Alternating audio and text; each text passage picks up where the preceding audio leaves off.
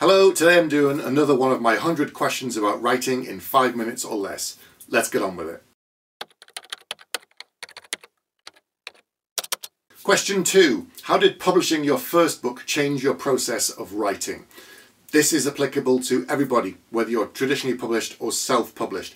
Once that first book has come out, once you've got an agent if you've gone a traditional route, and then a publisher, and it goes out into the wider world, you are only as good as your last book, as the most recent book. And whether you have one fan clamouring for the next book or 1,000 fans or 1,000,000 fans, it is the same, because you can never write the books faster than the audience wants them. Which is a great problem to have if people are asking for your books. But in terms of how it changes your writing process, it changes everything. Now you're working to a deadline. Most authors do hit their deadlines. There's only a couple of people in the fantasy community who have not been able to do it, and unfortunately that has tainted some readers' expectations, but 99.9% of us manage to do our books on time and deliver them. However, that also means you then get caught in the machine, as it were, of the publishing machine. There again, traditional self-publishing, it's exactly the same. And what that means is people are not only asking you when the next book is, in terms of readers, but also your agent and your editor are doing the same thing. And whether it's the next book in the current series or just the next book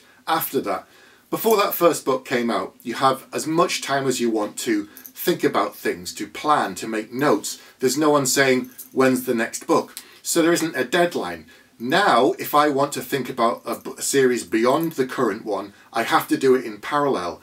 I don't have the free time to just say, right, I'll take 3 months out of whatever I'm doing to just think about the future series. You can't do it anymore. So even though I only ever write one book at a time, in terms of my kind of contracted novels, I'm planning the next one in this series in the back of my notes somewhere in a World Bible, but beyond that I'm also then thinking about the next series, because once that final book in the series has come out, my agent will then talk to me, my editor will then talk to me and say, right, what are you working on now? And of course, if you've just handed that last book in the series, like, when are you supposed to be doing it? You're supposed to be doing it in any other free time that you had, often in parallel with the ongoing work. So that's more of a challenge than anything I had before. That was a huge adjustment I had to get used to. And my debut came out in 2015, and I've had a book out pretty much every year since then. And I've got books coming out all the way through to 2025. But I'm already planning the next thing after that, even though here we are at the start of 2024. So there's a lot more pressure before, because most mid-list authors, those of us who want household names, are expected to produce a book a year, most often. Not in every genre and not all of the time, but for most of us, that's how we keep our name out there, keep awareness in the market, because if it can be too long and you haven't grown your audience to sufficient size, then you can just kind of get lost in the shuffle. There are some big names, household names, your favourite author, you will buy a book from them sight unseen. But if there's a person that you read and thought, oh yeah, I quite enjoyed their first book, and then you kind of forget about it because they haven't had a book out for 3 years, 4 years, you may not remember, you may not buy it. But if you see that book every year and you think, oh yeah, I bought that the other day and I really enjoyed it, or when you go into the bookshop or you're browsing on, online on a shop and you see their name pop up again, you think, oh right, there's their 4th book now. I remember reading the 2nd book the other year. So there's this kind of raising your awareness is important too, and that's by building up a body of work. And it's not that readers don't care about these things.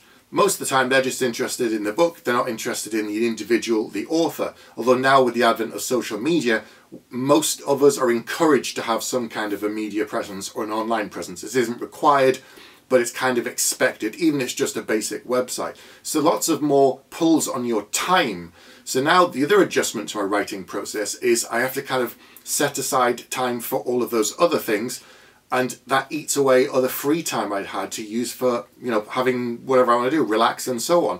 So writing has grown way beyond just writing the book and handing it in. There's a lot more expectations and definitely a lot more pressure on authors these days compared to what there was before the internet and before the advent of social media. So all of this has definitely changed how I approach writing now that I've had some books out there in the market.